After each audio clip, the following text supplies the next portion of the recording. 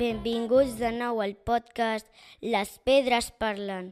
Avui tenim la sort de comptar amb unes persones que saben moltes cosetes del poble i dels seus encants, concretament sobre els rentadors.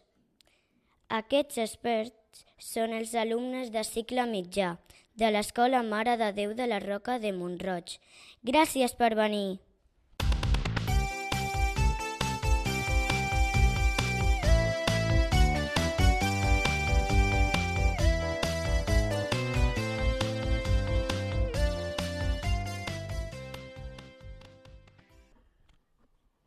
Us imagineu una setmana sense rentadora?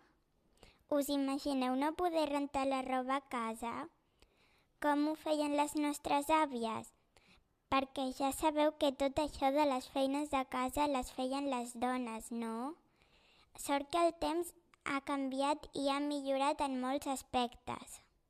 Doncs no ens podem imaginar què deuria significar no poder rentar la roba bruta després d'un partit de futbol, després d'un dia de feina al tros o després d'una festa menjant xocolata. En una època no tan llunyana, sort en tenien les mares i les àvies de tenir uns rentadors. Els rentadors es troben als afores del nucli històric perquè es van construir aprofitant el cabal d'aigua d'una de les mines que portava aigua al poble.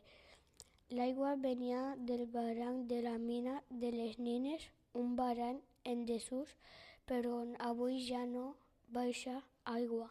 Actualment hi ha diferents rutes a peu que passen per aquest barranc i pels seus antics aqüeductes i que ens permet veure les antigues canalitzacions d'aigua.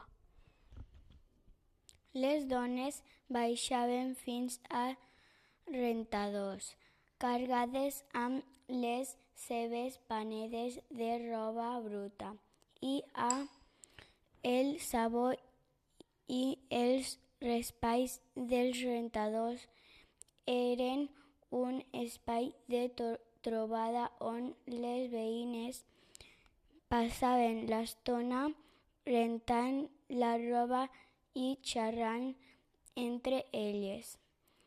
Quan la roba estava neta, calia portar-la a estendre a casa i la roba mullada pesava molt. El carrer era molt costerut i fa molta pujada i arribaven a casa molt cansades de carregar la panedes amb la roba mullada però neta. L'ús dels rentadors va començar a decaure a partir de l'any 1962 per l'arribada de l'aigua corrent a les cases. Avui en dia els rentadors no es poden utilitzar. És un espai restaurat que explica com eren les coses en un passat no molt llunyà. Des de la sequera que no tenen aigua però són molt interessants de visitar. Ja sabem alguna cosa més sobre els rentadors de Mont-roig del Camp. Si voleu seguir descobrint històries del passat, seguiu-nos i escolteu el proper podcast.